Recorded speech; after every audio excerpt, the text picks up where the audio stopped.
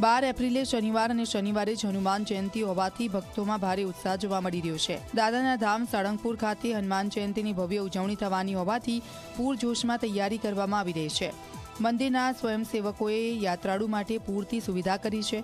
વાહનો માટે વિશાળ પાર્કિંગની સુવિધા, મંદિર સુધી લાવવા નિઃશુલ્ક રિક્ષાની સેવાઓ અને છાશ તેમજ પાણીની પરબો ઊભી કરી છે।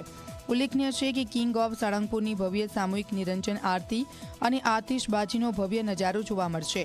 હનુમાન જયંતિએ સાળંગપુરમાં વિશેષ ઉજવણી થશે।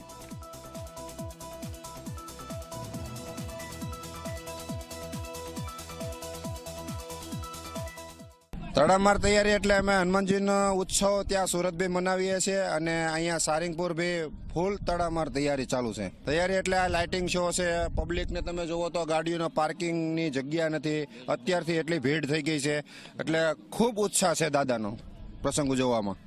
ક્યાંયથી આવે છે, આટલા તડકામાં હેરાન થઈને બી આવે છે, કેમ કે દાદાના પ્રત્યે બધાને એટલી શ્રદ્ધા છે।